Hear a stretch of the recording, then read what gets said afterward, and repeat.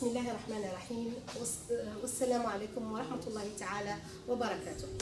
Donc aujourd'hui nous allons voir à peu près les TP de la mécanique des fluides et on s'intéresse maintenant ici, on s'intéresse au TP de la dynamique des fluides incompressibles.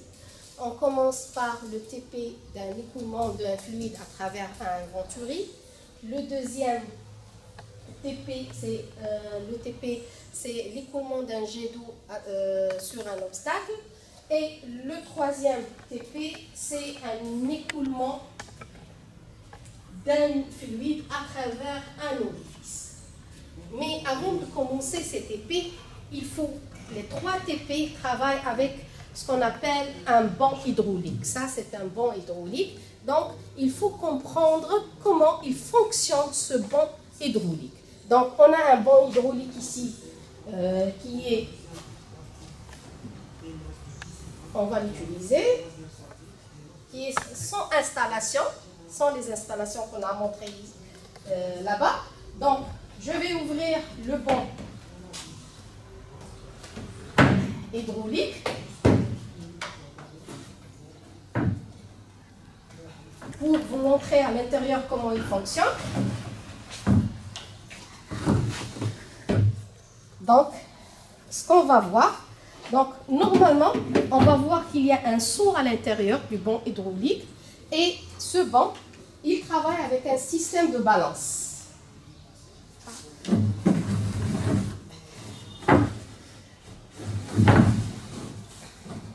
ne vais pas l'ouvrir complètement. Le bac hydraulique, il est constitué d'un seau à l'intérieur, ce seau. Là, on va récupérer de l'eau qui sort bien sûr des installations qu'on a montrées. Donc l'eau va passer de l'entrée, l'installation, puis on va récupérer, ça c'est la sortie. On va récupérer l'eau au niveau du seau. Donc qu'est-ce qu'on va faire? On va peser la quantité d'eau qui se trouve ici. C'est une balance, on peut dire c'est une balance, mais ce qui change, c'est on va voir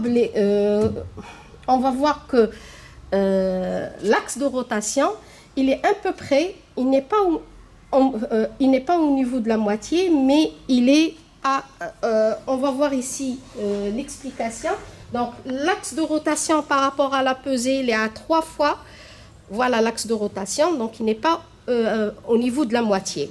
Donc pour la pesée, on va utiliser ces poids, on va utiliser les poids ou bien ces masses qu'on trouve ici. Il y a une masse de 1 kg, de 2 kg, etc. Donc on va expliquer je vais expliquer sur le tableau. Donc comment on va mesurer là on va mesurer, c'est une mesure de débit. Donc qu'est-ce qu'on va mesurer? Puisque c'est une pesée, donc on va mesurer le débit massique qui est égal à M sur T. Donc, comme nous connaissons que ρ, la masse volumique, est égale M sur V, donc je peux remplacer la masse égale à ρ fois V. Donc, le débit volumique qu'on cherche, ou bien qu'on mesure ici, est égal, donc je vais remplacer ces ρ fois V. Pardon, le débit massique est égal à ρ fois V sur T. J'ai remplacé le M. Donc, qu'est-ce que j'aurai? J'aurai le débit massique égal à ρ fois le débit volumique. C'est-à-dire, à partir du débit massique, on peut déterminer le débit volumique. Donc, comment on va faire? Donc, puisque nous avons là, nous avons notre seau qui est rempli de l'eau, avec de l'eau à l'intérieur. Là, on a l'axe de rotation. Le seau, il est loin de 3... Non, le seau, pardon, l'axe de rotation, il a un rapport de 1 par rapport aux masses. Là, c'est le poids qu'on va utiliser. Donc, puisqu'on a un axe de rotation, donc on va calculer la somme des moments égale à 0.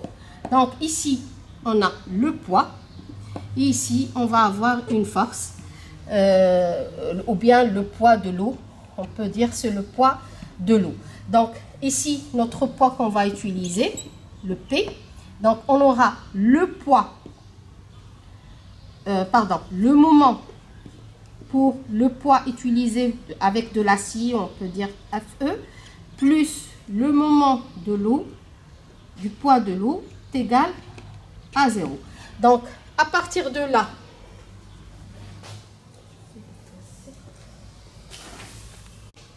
donc, comment on va mesurer le poids de l'eau? Donc, pour qu'on mesure le poids de l'eau, on a un système de balance. Alors, mais cette balance, elle n'est pas équilibrée en moitié. Donc, qu'est-ce qu'on a?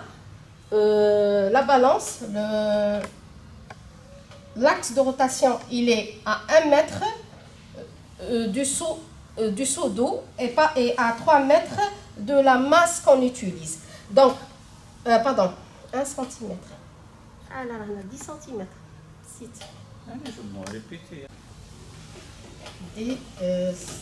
10 centimètres. Et 30 centimètres. Je mets D1 et D2. On a P de FE, d'accord, c'est normal. Donc, pour mesurer la masse de l'eau, donc, on a un axe de rotation qui est loin de la masse de l'eau de 10 cm et de la masse qu'on va utiliser pour le poids, elle est en fer de 30 cm, c'est-à-dire on a un rapport de 1 tiers. Donc, on a la somme des moments égale à 0, donc le moment de la masse du poids du fer plus le moment du poids de l'eau est égal à 0. Donc, en effectuant la projection, donc qu'est-ce qu'on aura? C'est le poids du fer fois D1 moins le poids de l'eau fois D2 est égal à 0. Donc, bien sûr, le poids du fer, c'est M, la masse du fer, fois G, fois D1, moins la masse de l'eau, fois G, fois D2, est égal à 0. Et à partir de là, on cherche la masse de l'eau, est égal à la masse du fer, fois D1 sur D2. C'est à peu près, donc, c'est-à-dire D1, c'est-à-dire, ça sera la masse du fer directement sur 3. Donc, voilà comment on mesure le débit. Donc, le débit, une fois on mesure la masse de l'eau, donc il faut juste, on utilise QM égale la masse de l'eau sur le temps qu'a duré l'écoulement, notre écoulement. Et donc, à partir de là, on peut déterminer notre débit massique et par conséquent, on peut déterminer, parce que le débit volumique est égal à ρ fois QL. Donc maintenant, on va commencer la manip sur le bac et on va vérifier cela sur le bac. Comment on utilise le bac pour mesurer cette masse.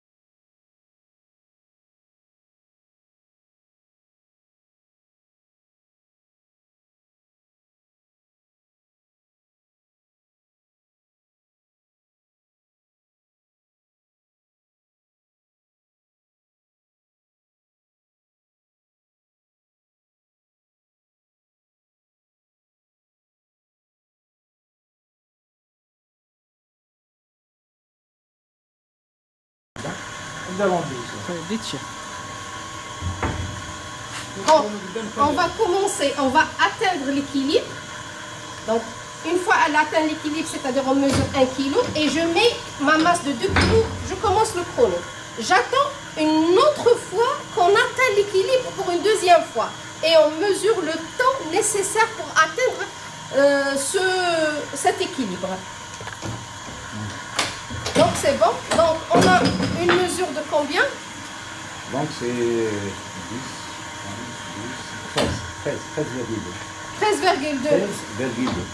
13,2 secondes pour une masse de 2 kg en acier, c'est-à-dire l'équivalent, c'est-à-dire il faut pour avoir la masse d'eau, c'est 2 fois 3. C'est selon ce qu'on a vu tout à l'heure, c'est 2 fois 3, donc c'est 6 kg. Pour atteindre, c'est-à-dire pour avoir une pesée de 6 kg, donc on a besoin de 13,2 secondes. Donc le débit c'est 6 kg sur 13,6 secondes. Il faut faire les calculs. Donc cette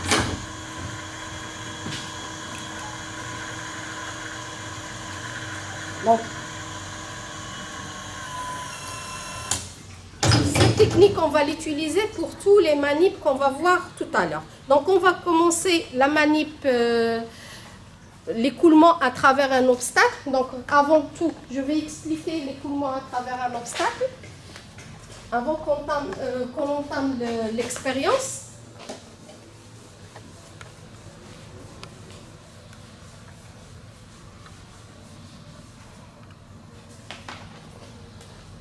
Donc on a le TP numéro 5, écoulement à travers un obstacle. Donc qu'est-ce qu'on a? On a un cylindre. L'obstacle il est là. Donc un cylindre qui va être rempli d'eau à une hauteur bien déterminée qui est H0. Et bien sûr, ce cylindre, on trouve qu'il y a des trous. Ça nous aide pour déterminer notre équation de Bernoulli. Et donc, on va étudier l'écoulement de liquide à travers cet obstacle qui se trouve au fond du cylindre. Donc, on a deux positions. On a la première, on va utiliser, puisqu'on est en dynamique des fluides incompressibles, on va utiliser l'équation de Bernoulli. Donc, on a le point 1 et le point 2. On va mesurer entre deux points. Donc, pour l'équation de Bernoulli entre ces deux points, donc je vais écrire l'équation de Bernoulli. Donc, j'ai P1 sur ρ plus 1 demi V1 au carré plus GZ1 est égal à P2 sur ρ plus 1 demi V2 au carré plus GZ2. Donc le but de ce TP, c'est de déterminer la vitesse V2. C'est ce qui nous intéresse, c'est de déterminer la vitesse V2. À partir de l'équation de Bernoulli, on va déterminer cette vitesse. Donc, puisque au niveau de l'obstacle, on est à l'air, c'est un contact de liquide avec l'air libre, donc la pression P2 est égale à la pression atmosphérique. La même chose ici, au niveau, on a des trous au niveau de notre cylindre, je vais vous le montrer tout à l'heure. Donc, le P1 aussi est égal à la pression atmosphérique. Donc, on a deux termes de l'équation vont s'annuler. On a pour la vitesse V1, puisque le diamètre du cylindre il est très grand par rapport au diamètre de l'orifice. Donc qu'est-ce qu'on aura? Non, le diamètre du cylindre il est très grand par rapport à l'orifice. Donc ce qu'on aura, on aura la vitesse V1. Donc V1 très grand devant V2 et donc V1 est négligeable par rapport à V2. Donc le terme V1, on peut le négliger. Et à partir de là, V2 est égal à la racine de 2G Z2 moins Z1. Et cette hauteur, on l'appelle la hauteur H0 qu'on va voir tout à l'heure. Mais le problème ici, il faut l'écoulement à travers cet orifice. Donc on va aussi, on va aussi calculer ce qu'on appelle un coefficient. C'est le coefficient CD qui est le coefficient de débit du débit. Pourquoi on calcule ce coefficient de débit? Parce que cette vitesse, elle n'est pas réelle. Cette vitesse, elle est théorique. On veut calculer la vitesse réelle. Donc, pour calculer la vitesse réelle, qu'est-ce qu'il faut faire? Donc, il faut calculer ce CD. Il est de combien? Le coefficient de débit. Donc, pour le coefficient de débit, on va utiliser ce qu'on appelle l'équation de continuité.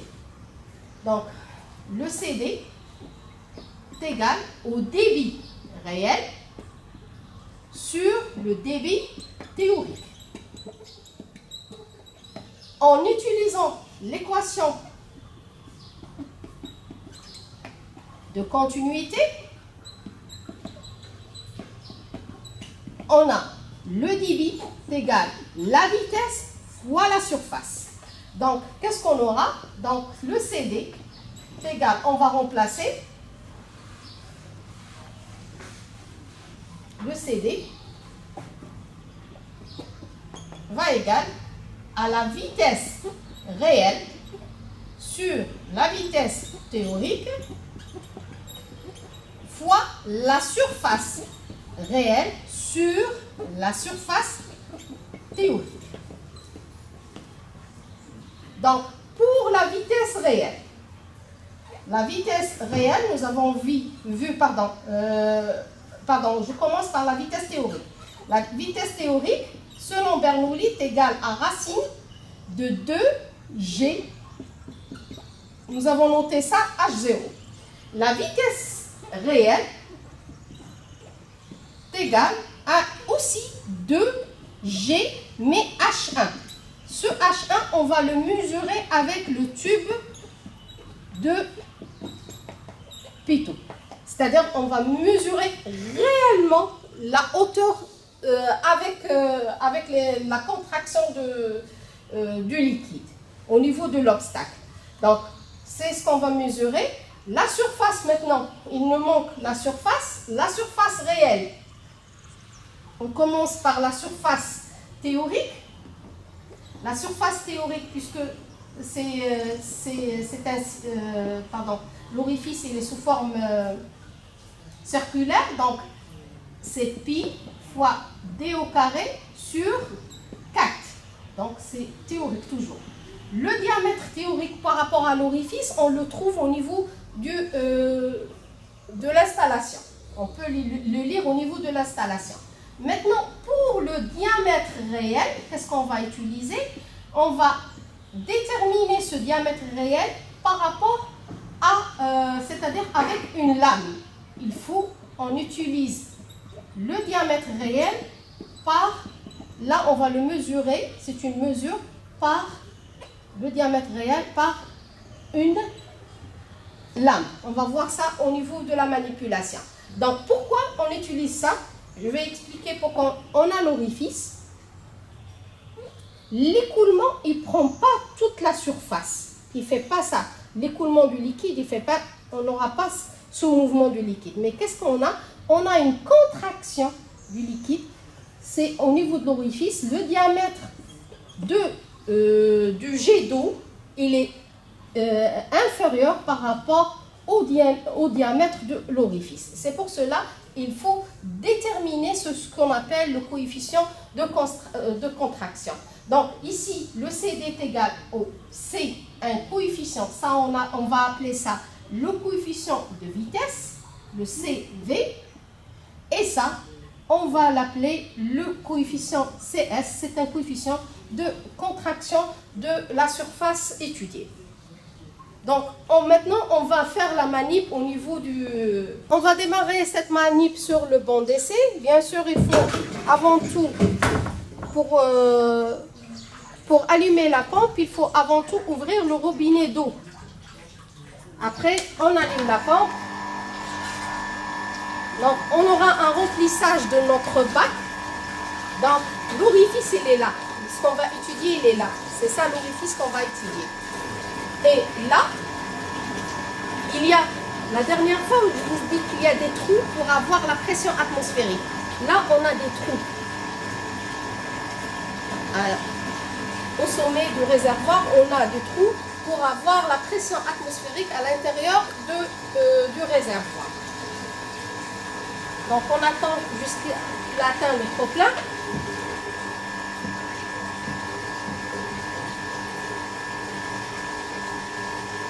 La hauteur théorique, on la mesure dans ce tube. Vous voyez bien, en fonction du remplissage du réservoir, il y a un remplissage au niveau du tube. Ce qu'on a vu en statique des fluides, c'est le phénomène, bien c'est la loi de Pascal. C'est-à-dire, dans une isotherme, dans une horizontale, on a les mêmes pressions. Donc maintenant, on peut commencer notre expérience, parce qu'on est arrivé, maintenant le niveau il est constant. On arrive à un niveau d'eau qui est constant. Donc la hauteur qu'on va mesurer, c'est cette hauteur. Donc la hauteur théorique, ce qu'on a montré H0, c'est cette hauteur. C'est à peu près de 365. Si je vais voir par là pour bien me lire, elle est de 365 cm. Elle est de 365 cm. Donc la hauteur H0, elle est de 365 cm. Maintenant, on va étudier la hauteur réelle. La hauteur réelle, on va la mesurer dans le deuxième tube. C'est ce tube-là. Donc la hauteur réelle, voilà, on va utiliser le tube. On va utiliser le tube de Pitot. C'est ce tube. Donc, on va mettre ce tube au niveau de jet d'eau. Donc, on va mesurer directement. Il y a une quantité d'eau qui va être prise par le tube. Et donc, le liquide va monter au niveau de ce tube. Donc, je vais mettre le tube de Pitot au milieu de jet.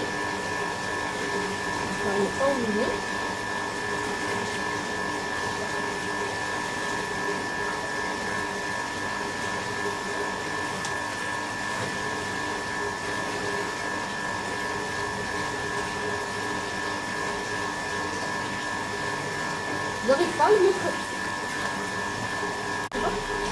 On va mettre le tube de Pitot au milieu de jet et une fois qu'on le met au niveau du jet, je vois que là,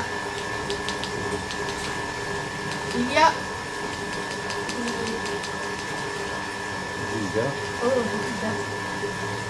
bulle d'air. Il faut éliminer cette bulle. C'est bon.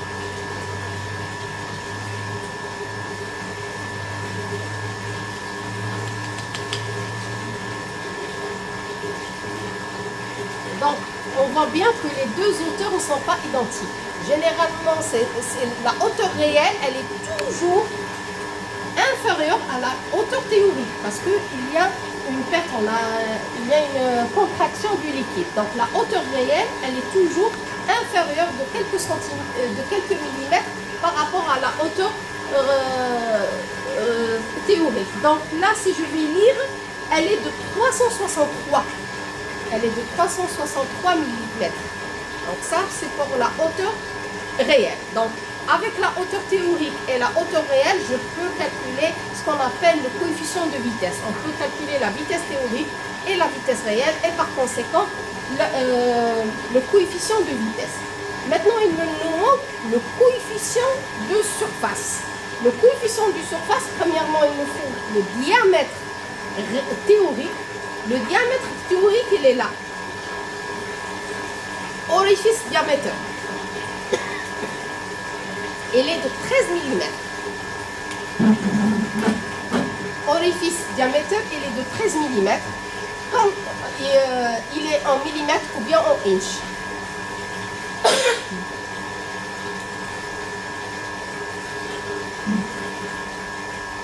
Deuxièmement, ça c'est pour donc la surface théorique, on peut la calculer. C'est à partir des données du constructeur.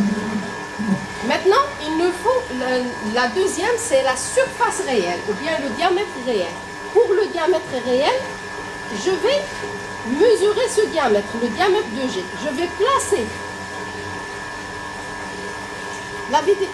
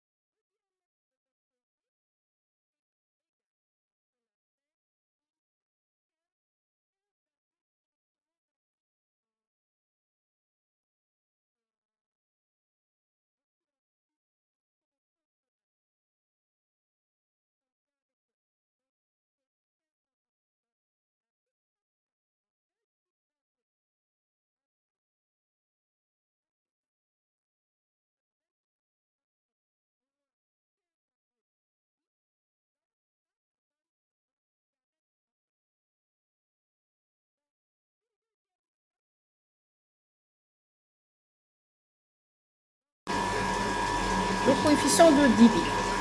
Une autre méthode pour calculer le coefficient de débit, elle est indirecte. C'est une méthode indirecte. Comment c'est une méthode indirecte? On va juste avec la vitesse ou bien avec le débit théorique, on va déterminer, avec le débit théorique, on va déterminer le coefficient du débit. Comment on va faire ça? On va changer C'est-à-dire on va travailler à plusieurs valeurs de débit, c'est-à-dire à plusieurs vitesses théoriques, et on va déterminer notre CD. On va tracer un graphe et déterminer notre CD. Donc, je peux expliquer au niveau du tableau la deuxième partie avant de... maintenant, la mesure de coefficient de débit par la méthode en utilisant le tube de Puto et la lame. Maintenant, on va voir une autre technique ou bien une autre méthode, mais elle est indirecte pour la mesure du coefficient de débit. La méthode indirecte du coefficient de débit, on va tracer un graphe qui va lier la hauteur théorique avec le débit réel. Pourquoi le débit réel? Parce qu'on va mesurer le débit à la sortie, c'est-à-dire le débit qu'on va mesurer, c'est le débit qu'on va récupérer réellement. Donc, la technique qu'on va utiliser, la technique qu'on a expliquée précédemment sur comment on mesure un débit, le débit par le bras de levier, etc. au niveau du point hydraulique. Donc, ici, qu'est-ce qu'on va faire? On va fixer une hauteur. On va fixer une hauteur. Bien sûr, je vais faire la même chose. Premièrement, il faut vider.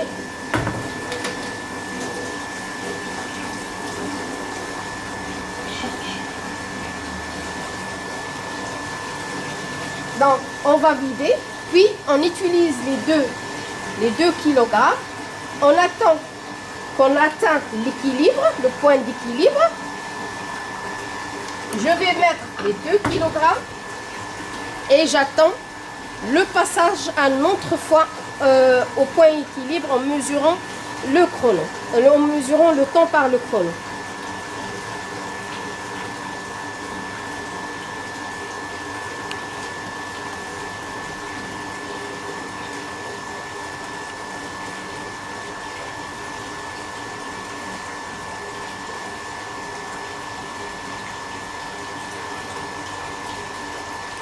Voilà, donc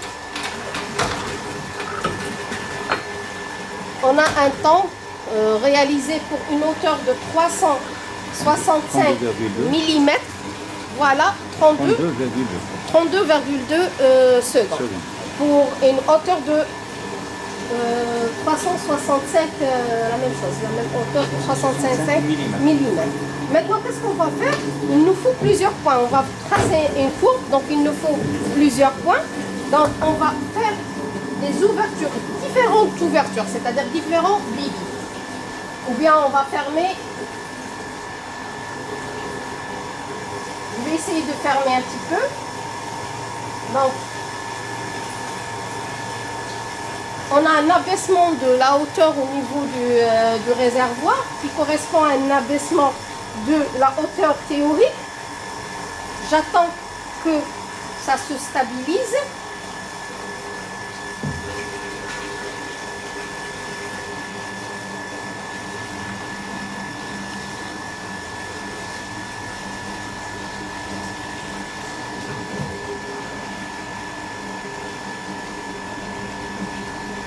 Voilà, maintenant ça s'est stabilisé. À peu près, on est à 320 de hauteur. Donc, on va mesurer le débit qui correspond à cette hauteur de 320 kg. Pardon, 320 mm. Donc, on va refaire la même chose. On attend qu'on atteigne l'équilibre, le point d'équilibre.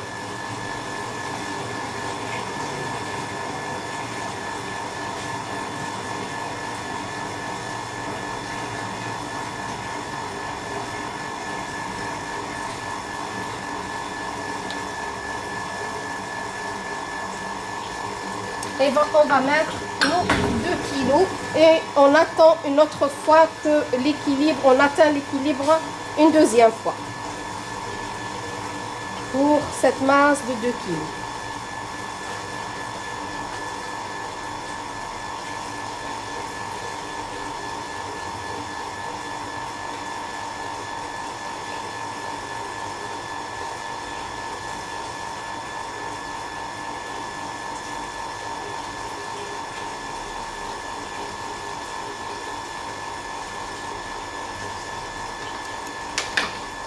Donc maintenant, nous avons atteint combien de secondes? 36, 37. 37 pour une pour une hauteur théorique de 300 mm. On va refaire l'expérience plusieurs fois pour prendre plusieurs points. Les autres points, vous les aurez dans un tableau. Je vais vous les communiquer au niveau du lien.